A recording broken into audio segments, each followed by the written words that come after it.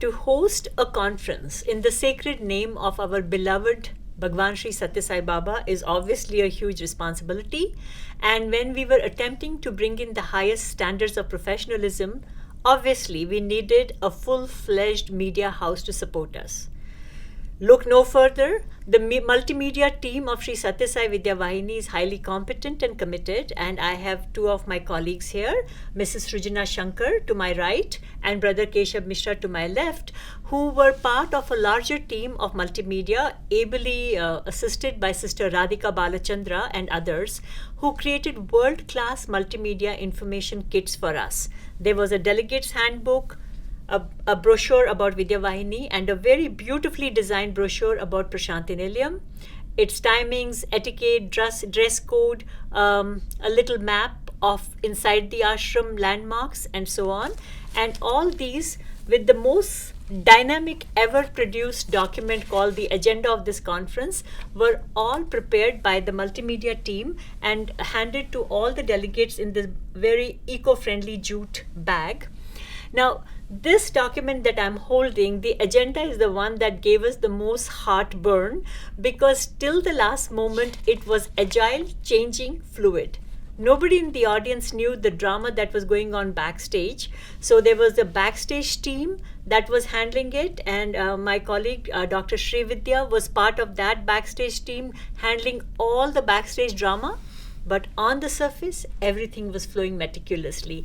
That, I think, definitely, I shouldn't say I think, I know that is entirely due to the training that Bhagwan has given us to be agile, responsive, in the moment, and calm. And of course, Zen calmness personified. My brother Hari was overall in charge of the conference at the venue. No matter what was moving in which direction, he always said, okay, what is the plan B? Let's go with the plan B. So I'm now going to ask Brother Keshav Mishra, who heads our multimedia team, to tell us some of the requirements for multimedia that you supported at this conference, your team supported at this conference. So, with Bhagwan's grace, when we got the first briefing about what all collaterals we have to make, and the immediate requirement was the invitation. So looking at the audience, taking consideration of their choices and the colors and all, we created few drafts, and out of which one was selected. And the first time when we offered it to Swami, that was a great experience, and that was the beginning of all the other handiworks that opened up the whole thing. And after that it was changes. New guests are added to the list, so immediately we have to create personalized invitations for everyone. So Sister Radhika Balachandran and Sister Srujana Shankar were all on the design deck all the time. Anytime, mid of the night also, they are ready to do that. And so, I was troubling them so much, minute to minute, small changes here and there, and I simply cannot say that even if we had hired $1 million advertising agency, we would have our representative available to us. I already know the time when, for example, Srujana has to go in another time zone where she lives to drop her children to school, because I just had that half-hour window when she would step out to drop her children and come back, and she'd be available to me online all the time to draft every little document that we had, and the beautiful standards they followed for every important presenter's bio, because we decided that during emceeing, these same bios should be projected on the jumbotronic screen behind, so that the MC can add something more than their degrees and their professional experience to bring in the human element. And it was very time efficient, and that made emceeing very interesting. So the kind of inputs we received and the kind of products we produced, absolutely professional quality, I think that brought a certain degree of finesse to the entire experience. And we could see that we kept troubling Swami. We'd produce one little document, we'd run to our altar in our office, chant Sai Gayatri, offer it to Swami. In the evening, we'd nominate one of our office mates to go and offer it at the Mahasannidhi. So we kept offering everything to Swami, and honestly, it was him who guided us through 1 million changes that all these documents had to undergo, and in the end we were able to everything. It looked like 1 million loose ends, and Bhagwan tied all of them so beautifully, just minutes and hours. That's his typical style before the actual event came about. In the end, everything reached on time. In the end, everything looked beautiful. But this young sister of mine, Srijana Shankar, along with Radhika Balachandra, they contributed to this process immensely. Do share your experience, Srijana. I think it was on 6th March that I had first attended the meeting for this conference, and listening to the kind of theme that we have and the agenda and all the people that are going to be involved, the experts, it seemed a very daunting task, to say the least, to create multimedia for such a magnitude of an event. And that was day one, and from that day till the end of the conference, the kind of material we had to prepare and produce and distribute, we went through a lot of design process, but Swami is at the helm of everything. Just the thought that this is going to be offered to Swami and not to any dignitary or any participant, I think that gave us that extra energy, that extra motivation, because it has to be of that quality that Swami would approve of. And the initial design that we would come up with would be something else, and what we would finally end up with is something completely different, because his hand is in there. And we created banners, certificates, the tags that are now going to be reused for all the conferences, and we also created the general guidelines, the handbook, and speakers' profiles for the big screen and the side panels. So every time an item on the agenda is getting moved, whether up and down the day or across days, the interesting thing would be to match the correct speaker's profile on the main screen, and also match the side panels that would show the topic of that speaker.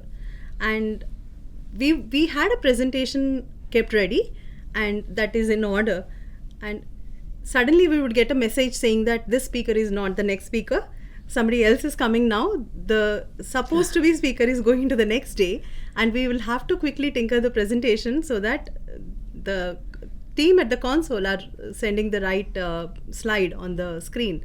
And this was so dynamic, as the sister was saying.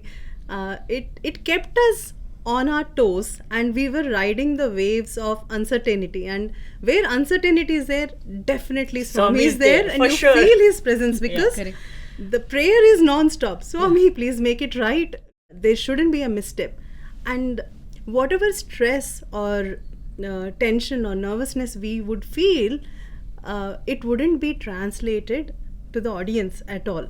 And that's what Swami does, right? He gives you stress, he gives you a lot of uncertainties, but at the same time, he is the one pacifying you and calming you down, because the event is going very smoothly.